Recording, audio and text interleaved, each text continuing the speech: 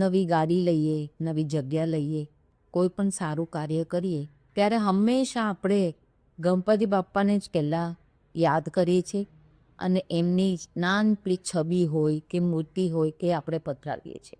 આપણે શા માટે આવું કરીએ છીએ એ મને તો ખબર છે. ઘણા દિવસને એવું થતું હશે કે આ શા માટે આવું થાય છે, કેમ આજ ભગવાનને પહેલાં આપણે પૂજવાના. તો જસ્મીના, હવે તારો વારો છે. તારે કહેવાનું છે છું અને આ બધા આપણા વ્યુઅર્સને કે શા માટે ગણપતિ બાપા જ પૂજાય છે સૌથી પહેલાં. એક વખત અસુરોના રાજા બલિ એક મહાન યજ્ઞ કરે છે અને એ બધા જ ઋષિ, બધા જ દેવતા બધાને બોલાવે છે. હવે ત્યાં એમને એક અસુર પ્રશ્ન કરે છે, તમે તો બધાને બોલાવી લીધા, તો હવે કયા દેવતા, કયા ઋષિ ને કોની પ્રથમ આહુતિ દેશો? એટલે પ્રથમ પૂજનીય કોણ? આ પ્રશ્ન આવ્યો. એટલે બધા બ્રહ્માજી પાસે જાય છે. બ્રહ્માજી વિષ્ણુ ભગવાન પાસે લઈ જાય છે. વિષ્ણુ ભગવાન એમને કહે છે તમે મહાદેવ પાસે જાઓ. એટલે બધા મહાદેવ પાસે આવે છે.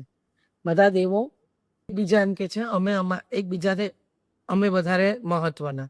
ઇન્દ્ર ભગવાન કે હું દેવોના રાજા, સૂર્ય ભગવાન કે હું ઉગું છું તો જ દિવસ થાય છે. એવી રીતે બધા કે છે. એટલે મહાદેવ કે છે આવતીકાલે સવારે આપણે અહીંયા સ્પર્ધા કરશું.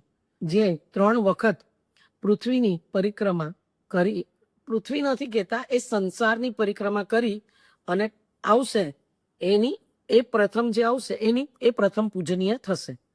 બધા દેવો માને છે અને બધા પોતપોતાનું વાહન લઈને બીજે દિવસે સવારે જાય છે. ગણપતિ બાપ્પા જે છે એ એમના માતા અને પિતાને વચ્ચે બેસાડી અને એમની પરિક્રમા કરે છે, પ્રદક્ષિણા કરે છે.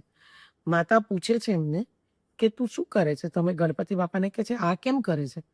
તો કે માતા પિતા એ જ એક બાળકનો સંસાર છે. એક કોઈનો પણ સંસાર એમના માતા પિતા, એનાથી વિશેષ બીજું કાંઈ ન હોય. એટલે હું તો મારા સંસારની પરિક્રમા કરી રહ્યો છું.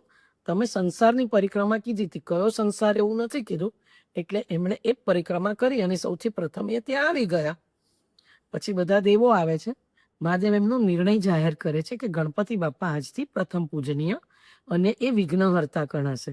એટલે આપણે વિવાહ, કોઈ શુભ કાર્ય કે કંઈ પણ કરવાનું હોય તો સૌથી પહેલાં આપણે ગણપતિ બાપ્પાને નિમંત્રણ આપીએ અને પહેલાં એમની પૂજા કરીએ, પછી બીજા બધા દેવોનું આહવાન કરવાનું.